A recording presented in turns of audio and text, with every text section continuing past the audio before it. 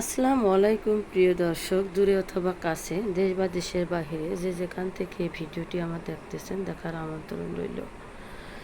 আজকে আমি আমার নিজের কিছু কথা আপনাদের সাথে শেয়ার করব।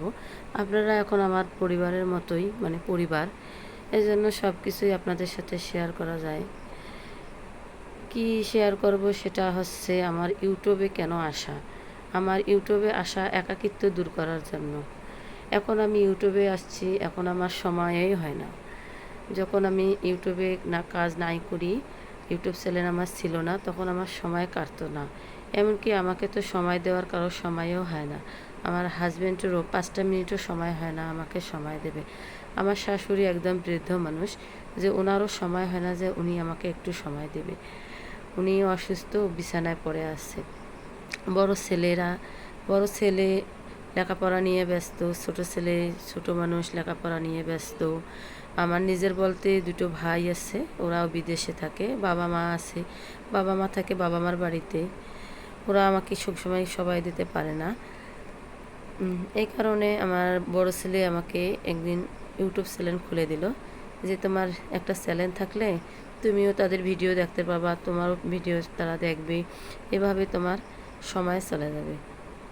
এই তো ইউটিউবে কাজ করতেছি, বিভিন্ন ধরনের ভিডিও দিতেছি, দেখতেছি, দর্শকদের ভিডিও দেখতেছি, আমার ভিডিও তারা দেখতেছে, এভাবে দিন কেটে যাচ্ছে। আমার দর্শকদের কাছে চাওয়া একটা আছে, সেটা হচ্ছে আমার জন্য সবাই দোয়া খায়ের করবেন, যেন আমি সুস্থ শরীরে সমস্ত কাজ কর্ম করে আল্লাহ তাআলার ইবাদত বন্দিতি করে মৃত্যুবরণ করতে পারি। আমার এই জন্য এই দোয়াটা করবেন দর্শকেরা, কারণ আমি যদি অসুস্থ হয়ে পড়ে থাকি, আমাকে তো দেখার মতো কেউ থাকবে না। এই জন্য আমি চাই যেন সুস্থ শরীরে থাকতেই আল্লাহ তাআলা আমাকে নিয়ে যায়, আমার মৃত্যুবরণ, আমি যেন মৃত্যুবরণ করি। তা দর্শক বন্ধুরা, এই তো আমার এসব কথা বলার ছিল, বললাম। আপনারা বাকিটা দোয়া খায়ের করে দিয়েন। আমি আল্লাহ তাআলার কাছে সব সময় চাই, নামাজ কালাম পড়ি আর দোয়া খায়ের করি, যে আমার তো দেখার মতো কেউ নাই যে আমাকে দেখে শুনে রাখবে। এই জন্য আমি বলি যে সুস্থ শরীরে এবাদত বন্দেগী করব, কাম কাজ করব, এই সমস্ত করে যেন আল্লাহ তাআলা আমার মৃত্যুবরণ করে। দেখেন বাকি রান্নাবান্নাটা, এটা আমি যেদিন আমার বাবার বাড়ি থেকে বাসায় আসলাম, রান্নাবান্না করে নিয়ে আসছিলাম, সেদিনকার রান্নাবান্না এগুলা। আমার মা এগুলো আয়োজন করছিল, আমি নিজের হাতে এগুলো রান্নাবান্না করছি। রান্নাবান্না করছি, খেয়ে দিয়ে আবার বাবার বাড়ি থেকে নিয়ে আসছি এগুলো, সেগুলোর ভিডিও।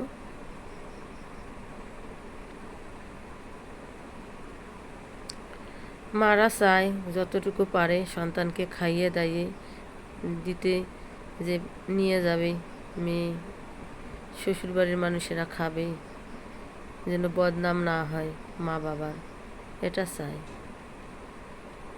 যতটুকু পারে ততটুকু দেয়, এটাই।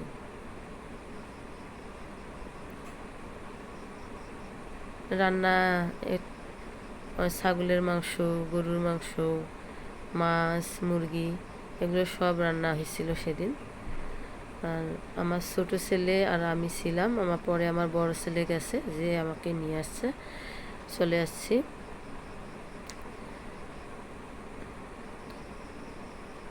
রান্না করার সময় এক হাতে মোবাইল ছিল, ভিডিও করছিলাম, আর এক হাত দিয়ে রান্না বান্না করছি।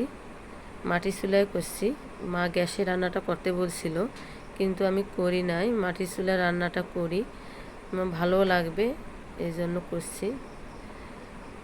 এটা খাসির মাংস রান্না করার ভিডিও। সব মশলা ভুনিয়ে খাসির মাংসটা আমি দিয়ে দিছি।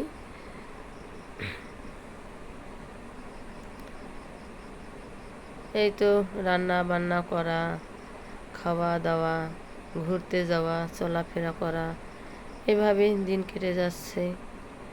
ইউটিউবে আসলাম, ইউটিউবে অনেক বন্ধু বান্ধবী পেলাম, এদের সাথে কথা বলতেছি, এদের ভিডিও দেখতেছি, এদের লাইফে যাইতেছি, এভাবেই সময়টা কেটে যাচ্ছে। বাকি সময়টুকু যেটুকু আছে সেটুকু পরিবারের লোকদের জন্য দিয়ে সময় দেই। আমি আবার পশু পাখিকে খুব ভালোবাসি। এই ছাগল আমাদের বাড়ির, গ্রামের বাড়ির, এদেরকেও খাবার দিয়ে দিচ্ছি। আর ক্যামেরাম্যান ছিল আমার ছোট ভাইয়ের বউ। ও বারণ করছিল যে এগুলো কেন করা লাগে, বাবার বাড়ি আসি। তো না, আমি বেশি যতক্ষণ থাকবো ততক্ষণ আমি কাজ করব, বসে থাকবো না। আমার কাজ আমি করবই। কাজ করলে শরীর সুস্থ থাকে, ভালো থাকে। আজকে এই পর্যন্তই। দর্শক, আমার ভিডিওটি ভালো লাগলে লাইক, কমেন্ট, শেয়ার করবেন, সাবস্ক্রাইব করবেন। আল্লাহ হাফেজ।